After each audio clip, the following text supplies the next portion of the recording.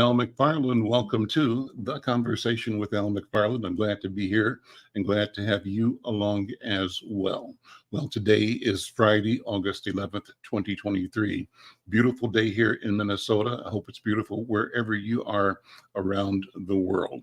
And in fact, I want to know where you are. If you're joining us across any of the platforms that we use, shout us out, make a note or drop a shout out in the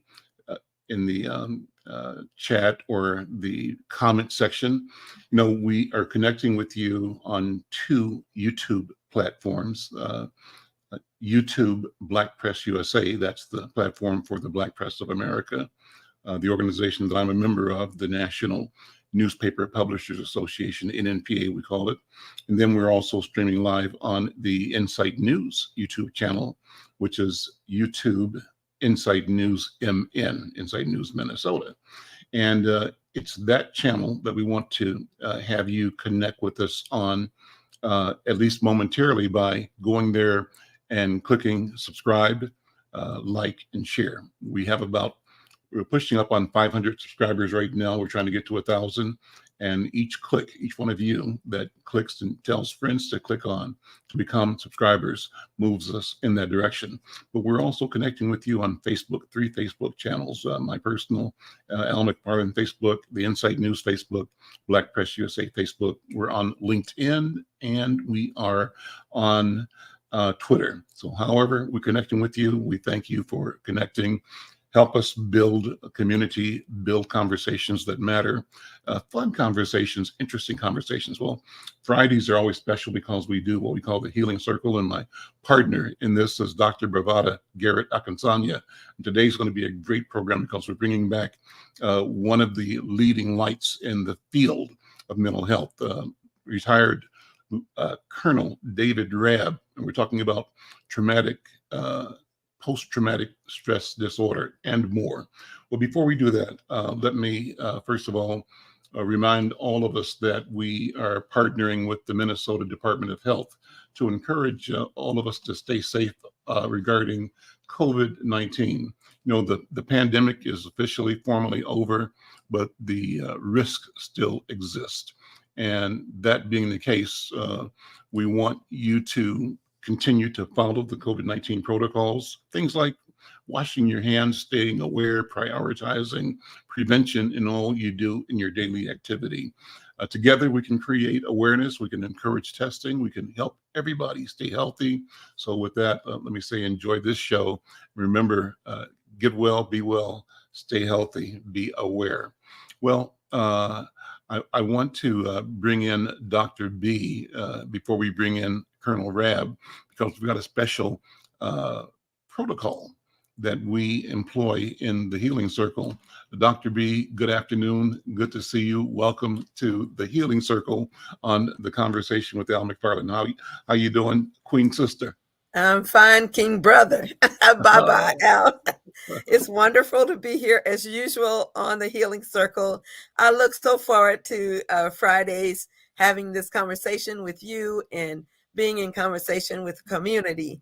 And it is a sacred time for me as we gather in the Healing Circle. And in the Healing Circle, we understand that the reason we are in a circle, although we're not in a room together, we're in a virtual spiritual circle in our hearts, is because we join in circle as an African people, because a circle doesn't have hierarchy. There's no end or no beginning, and everybody has equal access to the center, which is the space of power, to have voice. And we sit in the circle. As we sit here, we honor our elders, because we know those are the shoulders that we stand on. And we're grateful to honor the elders for giving us those shoulders. And we honor the elders because they're closest to our ancestors. And our ancestors are honored because they're closest to our Creator. So understanding the linkage between us and others is a critical part of our African consciousness, and the idea of consubstantiation, that means all living things are connected, that we're connected to the earth and the sky and everything in it, that everyone on this planet is connected to each other. We're made from the same thing. So as we do this, we use a talking stick as if we were in traditional circle. And in that circle, we ask for the talking stick. It goes around in our talk as we speak today. And if somebody wants the stick, they ask for it and we pass the stick over to them. And we continue in our orderly fashion in our dialogue, which is a core part of our African identities. So today, I'm just grateful that we get to celebrate being in a space that is safe for us. Every week we have different topics. Next week, I believe we're going to be talking about Black maternal mental health. In that talking about how Black women are die at a higher rate than other groups in America. Our babies are lower birth weights and die more than other people's babies. So we're here to fight for our lives. And then the last Friday of every month, we will celebrate ourselves in this healing circle and continue the dialogue for a second hour in what we would call the recovery room. It's like a town hall, and anybody can come in and be seen and have voice as we talk about things like long COVID that continue to be overrepresented in our community. So I'm grateful that we sit here in this sacred special circle, and I call on our ancestors to guide our voice, guide our spirits, so that it's healing for ourselves and others. And together we say, Ashe. I give the talking stick back to you. Bye-bye, Al. Thank you, Dr. B. It's wonderful from time to time, and hope you'll bear with me on this, to take a second and sit back and reflect and review. And, I introduce you as Dr. B or Dr. Bravada Garrett-Akinsanya, but we don't take the time to say all that goes into the making, the becoming, the being. And I thought it would be awesome, Dr. B, if you just take a couple of minutes and talk about your journey into your now, how you arrived at both the work, what the calling is, what the training is, and the authority from which you speak right now. Thank you so much. That's a powerful question and multifaceted, but I do hold that sacred that I'm in this space, because what a lot of people don't know is that I grew up in Texas, and my father was born in 1898, and my grandpa was a baby when slavery ended. And the name Garrett was the name of the plantation owner in Kentucky. And they moved us to Texas. And I keep that name to remind me I'm only 2 generations from being a slave. But my Akinsanya name is from the Yoruba tribe in West Africa. And that name means recovery of strength and power. My name Bravada was given to me by my mother, who had had 5 boys before she had me. And she wanted to name me Bravo because she was so glad to finally have a girl. And she said the kids would make fun of me because she was a school teacher, and she knew they'd make fun of me in the playground. And so she knew this word bravado, which means bold, daring, and courageous. So I see myself now as an African-American woman of Austin and Laveda Garrett, an African-American woman who boldly recovers from slavery to return to my place of strength and power. And as a psychologist, a clinical psychologist, I've been the first in many ways, the first to graduate with a PhD in my clinical psychology program, the first a psychologist to run the Minnesota Association of Psychology. So I've been very, very active in the field of psychology because I believe in the idea of liberation. And I know that one way we can be liberated is for our spirits and our minds to remind us who we are, and that we're children of the Creator who made all things, and we have a right to wellness. So my calling in life is to acknowledge that right for myself, for my community, for my babies, for my elders, for everyone on this planet. And it's not okay to feel less than. It's not okay to feel powerless when we are created from the source of all power. So, Brother Al, the studies, the years of leadership, now running as an executive director of the African American Child Wellness Institute, where Mhm. our mission is to promote the psychological and spiritual wellness of Black children and their families. That's why we do this. Offering services for free if people don't have insurance, for offering it for free if people have co-pays or deductibles that are too high. I believe that we have to share the power of knowledge and Mm. share that power in our community. So I'm grateful. I sit here humble and grateful for all the shoulders, including yours, Baba Al, that have lifted me to this space. So I give the talking stick back and thank you for that chance to just let people know where I am and where I come from and what I want us to be. And that's Okay, well, thank you. I'll take the talking stick back. And before we go any further, I want to not acknowledge that Colonel David Rabb is in the green room. We're getting his microphone and technology organized, so he'll be joining the conversation momentarily. But before he does, I have been just in deep thought and watching the moment that we're in now. And this is not part of our scripted program for today, though it's never scripted. We follow the spirit, but I'm monitoring what is the meaning of Mobile.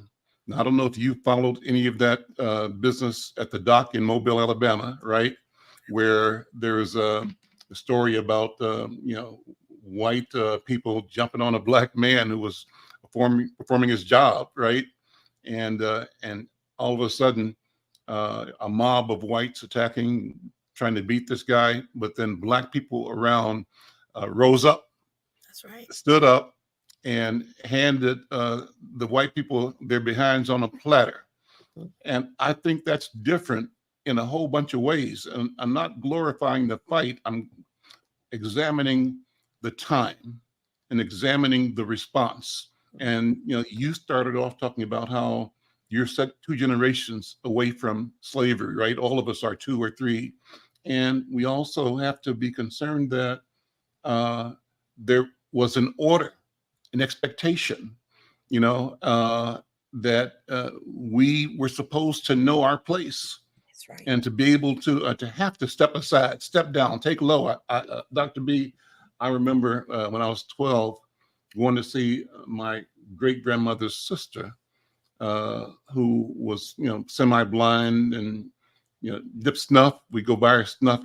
Garrett snuff is what she had. Garrett snuff, and we'd get her an alum twig out the yard, because that's what she used to clean her teeth, right? But she called me in one day and said, Alvin, I just want to tell you that when you around white people, remember to say yes'm and no'm, yes sir and no sir, and don't look at them, And so I remember Dr. B sitting there, turning and feeling my blood go white hot, sweating. I was angry, not angry at her, because I understood the love. She was guiding and providing instruction intended to keep her great nephew alive, right? But I was angry that I was in a situation where this was the direction she had to give me for my own good.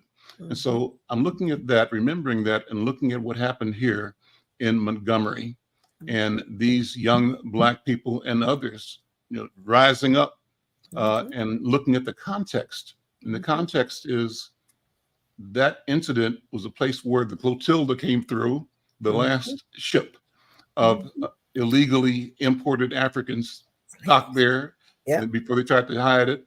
That's a place that's 4 or 5 blocks from where Rosa Parks boarded the bus. That's where the Montgomery bus headquarters was started, several blocks, a half a mile from Dr. King's church.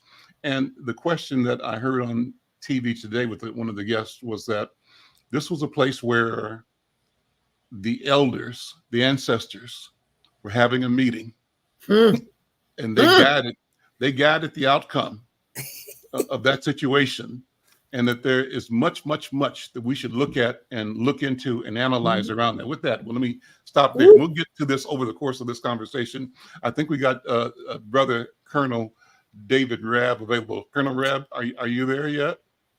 Not quite? Okay. If you started something up in here today, because we're talking about post-traumatic post-trauma Yes, syndrome. yeah, yeah, Yeah, yeah, traumatic syndrome. yeah. So There he is. I think this brother knows a lot of it in the now as well as from the past. So here he is, retired Colonel David Rabb. Welcome, brother. It's great to be here. I have been waiting in the back room, and I'm grateful that our technicians and the people in the back room had the ability to get me in, and I'm going to stay with that theme today, I guess. Yeah. Sometimes we need to walk through the open door, but we also need entrance. Cool. So Mm. with that, I'm here. I'm here. Okay, now I'm here. Hello, everyone. My name is David Rabb. Um, I am retired colonel, 41 years in the military, started off in the Marine Corps, uh, was a sergeant in the Marine Corps, got out, went to college at Illinois State University, I might add. And then went to graduate school, University of Chicago. I was trained in clinical social work, and I had a calling to work with veterans. A calling to work with veterans, and I followed that calling. And what had happened is that I'm still following um, that calling, and I'm here in this space with you, Al, Dr. B. Thank you for allowing me to share space with you. And before we get started, I just need to acknowledge, our ancestors um, that came before us. I need to acknowledge what's going on in the world. Hawaii is stepping forward in terms of in my sight. I have a connection there because I used to be a Marine. Once a Marine, always a Marine. But I was once a Marine at the age of 17. My first duty station after boot camp was Hawaii, and I am connected still to that experience. So what's happening now in Hawaii is also impacting me. Because I set foot there, was in the jungle there, was raised there. When I say raised, in terms of by the Marine Corps, there, Kaneohe Bay, Hawaii, and I am a Marine. I think I have an Army shirt on, but deep inside, at my core, I'm a Marine. And in fact, I received a Bronze Star from the Marine Corps when I was in the Army. But the Marine Corps wanted to acknowledge me for saving a lot of people's lives during war. And they presented a Bronze Star to me while I was in the Army. And so, David, tell me that story. I love stories like that. Tell me the situation that resulted in you receiving the Bronze Star. Okay, real quick, this is going to be interesting. The question is, who do you follow, or what do you follow, right? Mm-hmm. I was in Baghdad, Iraq, and I commanded a combat stress unit, the 785th Combat Stress Control Unit that is out of actually Fort Snelling, Minnesota. So shout out to all the Marines and soldiers that are there. But I was there for 17 years, getting trained and developed and And by the end of the 17 years in the Army Reserves, coupled with, my Marine experience, God had me in the midst of going to war. And so I had to lead 85 soldiers, psychiatrists, psychologists, social workers, psych nurses, occupational therapists, the whole gamut, behavioral health scientists, chaplain assistants, all of that. God threw me in the lion's den with that responsibility. And I have to say, they need to do a movie about this experience, right? Really, they do. And so let me just take a break there and say, if there are any producers there that is looking at producing a dynamic story, they can have it from my experience. And my experience is I led with faith, right? I led with faith. There was so much trauma, so much disaster, brokenness, all that. And for some reason, God put me right in the lion's den, right there. And the situation was I was with 3 of my other soldiers, that included my first sergeant, and who's the leader of the pack for the enlisted soldiers. And the only reason I was there was because we didn't have enough people to go forward, right? Because usually commanders, they stay behind. They command from behind, right? But we didn't have enough in my unit. We didn't have enough people, and to do it. And I got a direct order, and the order was, we need to send somebody into Sadr City, Iraq. And I told my general, I said, sir, I don't have enough people to do that. And he said, that's not the answer. You will have a team put together within 2 hours.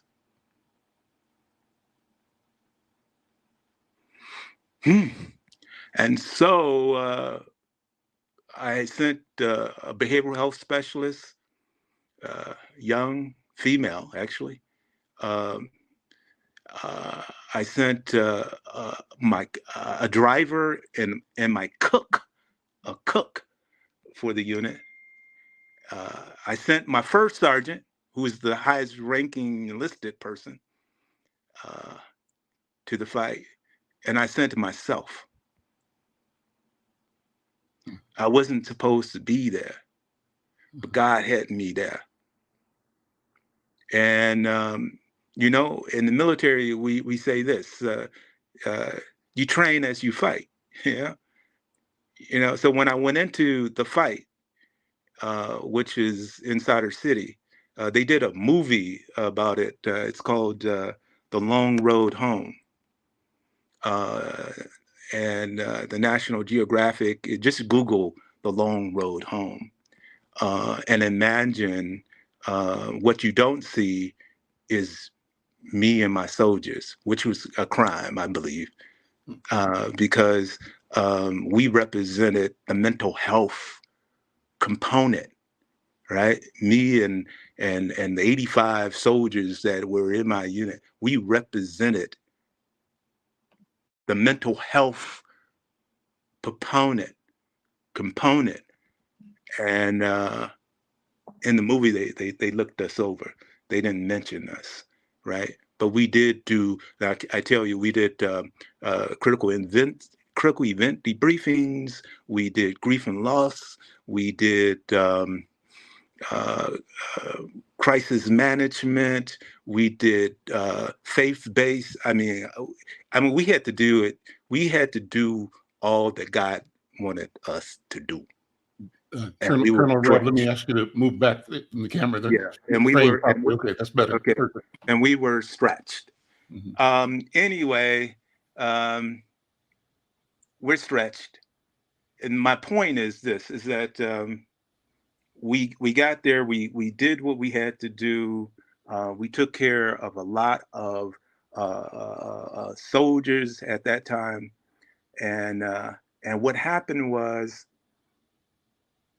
over time, I would, one of the things is what you touch touches you. What you change changes you. I believe that's Octavia Butler who said that, right? African American writer, and she's right. Anything that you touch, anything that I touched, I changed, and everything that I changed me. And so I've been evolving, in a world in which experience, going outside normal experiences. And so I've learned that to accept that I'm different. I learned that a gift is to give. It's there to give. A gift is there to give, right? It's not just to hold on to. No, the gift is, what would you do with a gift? That's right. Huh? I mean, don't let me start preaching. But anyway, what would you do with I'll a gift? say amen. Even Amen. if you do, I'll say amen. And so I've helped a lot of people. My units have helped a lot of people. I also went into, I got called back. I got called back 10 years after that to go into Afghanistan and to lead soldiers in Afghanistan because of the gruesome situation. Brother, let me keep you framed properly. Okay, follow me. Look into the camera. Talk into the camera. Okay, so talk straight into the camera. Can you hear me now? Yeah, and then move back a little bit. Okay, there you go. Stay right there. That's where I want. You can tell I'm a brother. I move. I move. I'm saying. But anyway, that's a gift of God. That's another gift. It's a move, right? Anyway, but that's what I did, and we saved a lot of people. Now, this is hot news here, because I'm going to say something I've never said before, and that's this. What led me to be a leader, why I came back into the Army, was I think his name was Terry. Anyway, there was a guy who wrote Bloods, the book. All right. And Bloods is about African Americans in Vietnam. It's a great story. I recommend that you pick it up. It's a true story. It's an account of, short stories about how Black soldiers and Marines and how they survived or not. And when I read that book years ago, it stayed with me, and I said to the Lord, Lord, I want to go back into the military, and I want to help at least one Black person in war. That was my prayer. That was my prayer. I'm not prejudiced. I'm not, racist or anything like that.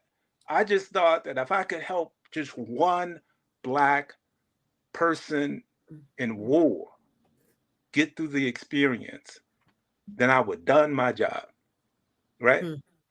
And I'm sitting in Iraq while all hell is breaking loose. Yep.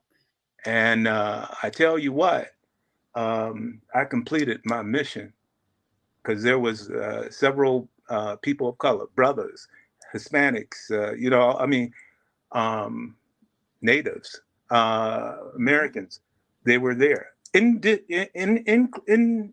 addition to white folks, yeah. But, you know, one of the things I like about the military is when you get down to it, you know, we're more than what you see. We're you know, technically we're like spirits Yes, right. doing a will, Mm-hmm. or getting accomplishing the mission, and that mission doesn't have a color. Oh, You know, it doesn't matter. And I can say that God had allowed me to witness that in Iraq and also in Afghanistan. And Colonel Rabb, yes, ma'am. as you talk about being in the war, Yes, ma'am. I want to just ask you a question because, Which you know, one? some of the things you just described about wanting to help somebody who looked like you, Mm-hmm. it hit me because that's why I started the African American Child Wellness Institute, because I learned that to be pro-Black Mm-hmm. doesn't mean I have to be anti-white. That's right. To be pro-woman doesn't mean I have to be anti-male. I can love myself without hurting other people or hating them.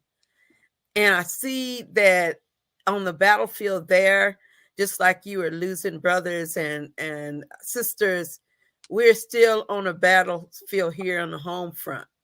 Our enemies' faces may change, but they still are destroying our communities. Mm-hmm. And I'm just wondering how you see some of the skills you had then, how that they can transfer to the now, to the Mm-hmm. kids and the families on our streets who are dying left and right and in a different kind of war, but it's still a war.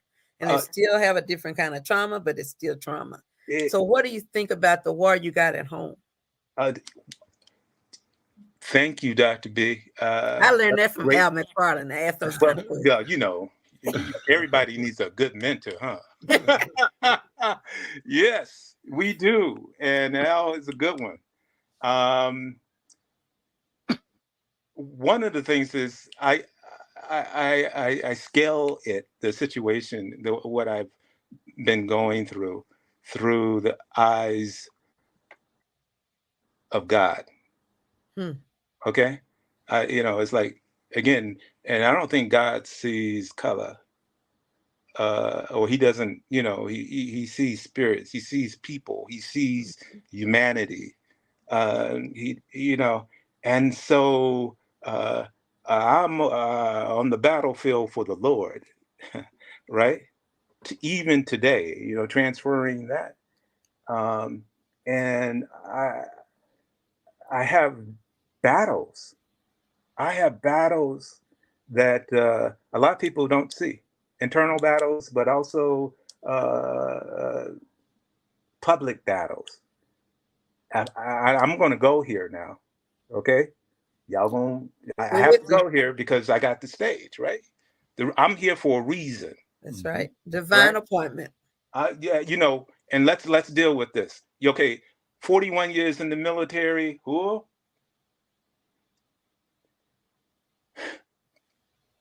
4 deployments,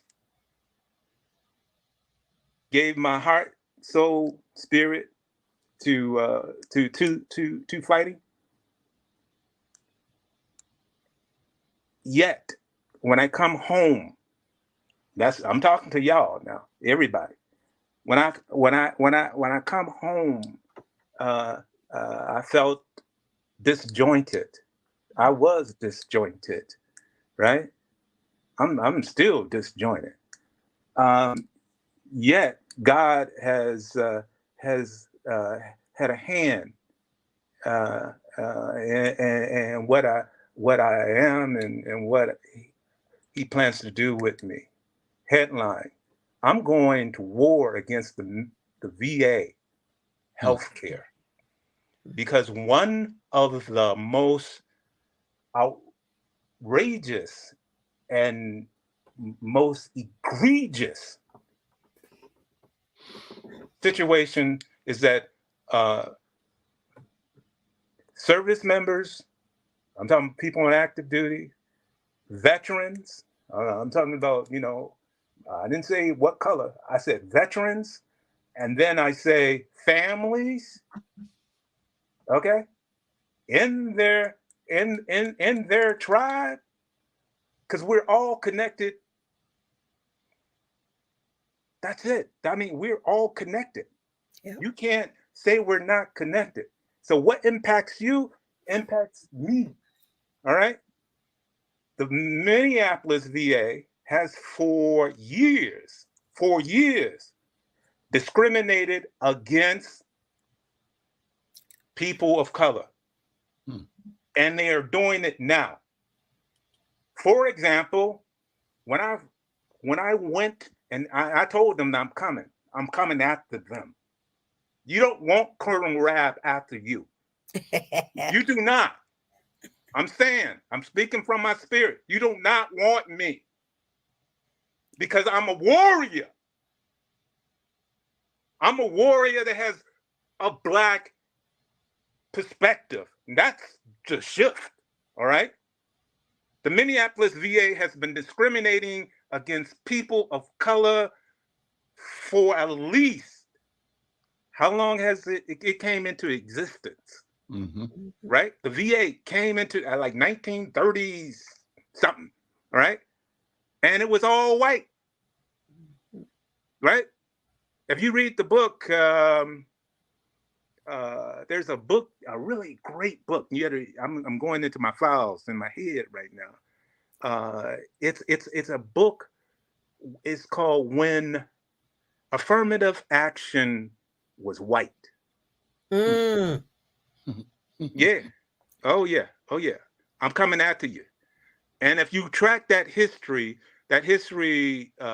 basically clearly shows that during World War I, World War II, all the way to Korea through, Vietnam, the VA has been discriminating against people of color. Mm-hmm. Okay?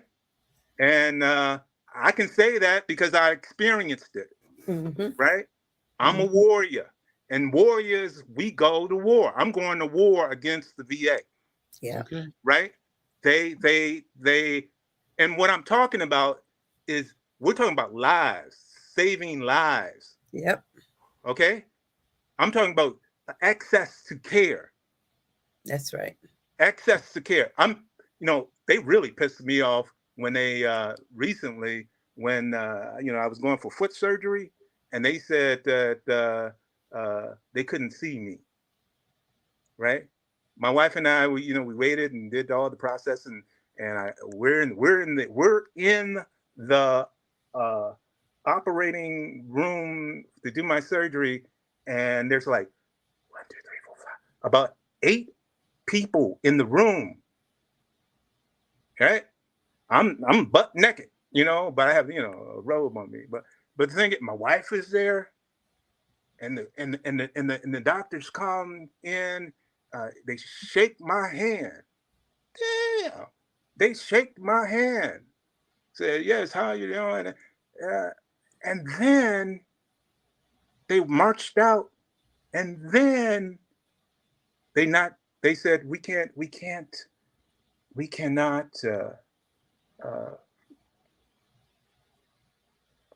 see you because you have COVID. I'm like, what? No, I don't have COVID. They said, well, you have it. And I'm like, and my wife is like, what? She's a healthcare worker herself, right? And, she's dressed up and all that, so, this got real personal. And so what happened was I got kind of angry. My wife got more angry, but I got angry, but I kept my anger in check. And we went. I have to say this. Hey, dear, just hold. I'm on call now. I'll be right with you. All right. Anyway, but what happened was they didn't see me. Right? They wouldn't see me. And I said, no go. I'm not doing it. Okay. So what I did, my wife and I, we went to Walgreens, right? Down the street, took tests, and they both came back negative. And then within an hour or two, I went back to the VA. Now I got to go through the emergency room and all that, waiting and all that, 4 hours. And they say, I said, why are you back? And I'm saying, well, I'm not happy with it. I want to be retested. Okay. They retest me and the results are negative. For those who can hear. For those who can see.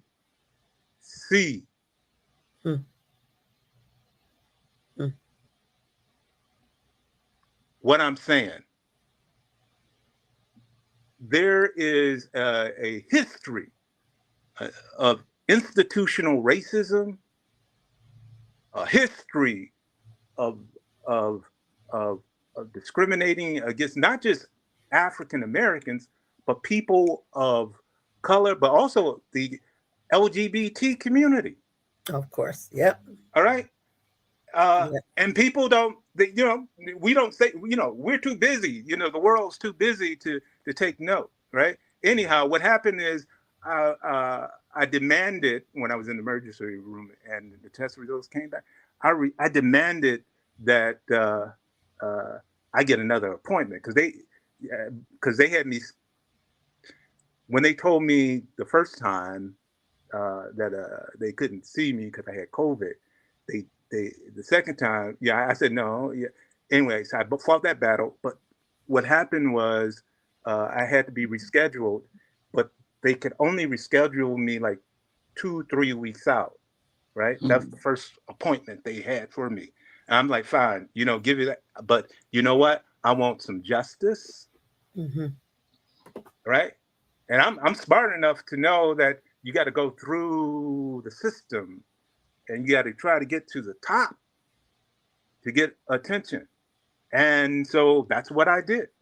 I reported it, et cetera, went through the EEO process and all that, contacted my senator and all that. And I even the director of VA, wrote letter, no return, right? No contact. I'm a colonel. Still, I know I'm retired, but I still walk around, with my shoulders up, my head up, my spirit up, and I'm ready for this fight. The VA has to change. They have to start hiring more people that look like the people that go and fight our battles. There you go. Come back home. They need to take care of us. That's right. And they have not. That's right. And I can add more onto it. I'm going to tell you a couple of things I know straight up. I have 3 brothers who are veterans, one from the Army, one from the Navy, one from the Air Force. And I can tell you right now, what I saw is what you're describing. And as a psychologist, I've had people who've had to come in and have to get external psychological evaluations before they were eligible to get their disability. And what made me mad is I could say, look, he wasn't like this before he went in. He's like that now. It happened while he was there. And they don't want to take responsibility. And I'm telling one brother's file was this thick. And they kept saying he didn't have evidence. I went through it. It took me a long time to build the case, but eventually he got it. And somebody from the VA called me and said, this is the most comprehensive eval we've ever seen on one of our soldiers. Can you do some more? So as I saw that these brothers were coming in, all of them had files this thick. And you can't tell me somebody with a file this thick doesn't have something going on. Tell me about it. So I know you're not lying. And so one of the things today, when we're talking about post-traumatic stress, what I like about what you just shared, it doesn't stop because the services stop or the situation stops. It persists. And even in this audience today, we got people sitting here right now. Some of them got symptoms of PTSD. They don't even know what's going on. They think it's normal. Normal to not sleep and have flashbacks. Normal to have bad dreams at night. Normal to be anxious and hypervigilant. And I like people to know that's not the way life is set up to be. You're not supposed to be depressed all the time. You're not supposed to be anxious, worried when the shoe's gonna drop. You're not supposed to be getting in places where you wake up and feel like you don't know where you are, or you have flashbacks of certain experiences that create intrusive thoughts, or you dissociate. That means you're present, but you're not present. That's not healthy. It's not normal. And we got to realize that some of these behaviors we're experiencing, these symptoms, they don't mean we're flawed. That means something happened to us. Hey, right? Yes. You know, that change. I love what you said. Something changed, and it changed us. And when we think about that, our children, our parents, our brothers and sisters, even people who are in gangs, especially the brothers and sisters I see who are in gangs, they're so traumatized. They're so traumatized. And when you're traumatized, right, Colonel Rabb, when you're traumatized, your prefrontal cortex isn't working right. You can't think. You're trying to be in flight, fight, right? Freeze, surrender. You're in some kind of mode it's talking about survival. You can't think it through. So our kids make bad decisions because they're traumatized. We sure know our police make bad decisions because they're traumatized. Our brothers and sisters make bad decisions because they're traumatized. And traumatized people only continue to be traumatized. Hello. They think, and they traumatize others. That's so right. We have to be able to heal and claim our wellness. We have to know if it's not right, we don't have to tolerate it. And that's what I like about that fight Brother Al talked about when he opened the program. I like about that fight the fact that people say, you know what, this don't have to be the same scenario. I don't have to be the same Negro my great grandfather was. I don't have to be that same person. I can do some. I have power. I got access. And I will find a way if we stick together. So the whole program today is about not just the trauma, but the growth that occurs after it. Okay. So now you've taken that anger and that rage, and you've declared war on the VA. And I don't think you'll be one man. Now you're gonna get you a bunch of followers. Well, actually, let me share with you. Thank you, Dr. B. There is a couple of veteran organizations, Black veterans organizations that are looking into this or there has been some suits, especially with our Vietnam era veterans, lawsuits. If you just Google lawsuits, VA, African American, Native American, people of color, you're going to come up with a lot of information, right? Mm-hmm. And what's happening is that it's all separate. We're fighting our own separate wars, right? Conflicts and all that. And our heads are down because we're so stressed out or beat up, we can't look up. I'm saying, look up. Mm-hmm. God is there. Look up. You can make it. Look up. Continue to live. Look up. Continue to pray. You know, they can't kill spirits. They might kill me for standing up. But you know what? I have accepted it, right? Freedom is not free. Mm-hmm. You got to risk something. You got to do something. Going back to Sojourner Truth, going back to, Frederick Douglass, going back to Marcus Garvey, going back, going back to Obama. Yes, I said it. Obama. Yeah. Michelle Obama. Yeah, I'm free. I'm free. I can say this. I can say this because I am free. That's right, brother. And you can't touch that. You can't touch that. That's God. Mm-hmm. I know whom I am. I'm okay with who I am and what I and my families of veterans, what my community, because we need to focus on the community too, because all this has like a rippling effect Yes. throughout our community, and we're seeing all these problems and whatnot, but no, who's looking at the origin? Why is this happening still today? Did slavery have something to do with this? Absolutely. Let me jump in, Brother David, Colonel David. You know, I was in my workout this morning listening to some old tapes. I was at a conference maybe 15, 20 years ago on genealogy. And one of the speakers that I reviewed the tape this morning when I was working out talked about trauma, which is perfect. Okay. Talked about his research, and Dr. B has said this several times, acknowledging that trauma transcends generations, right? And so you might be experiencing something, feeling some kind of way, and nothing may have happened to you particularly, but it happened to your mama, happened to your mama's mama.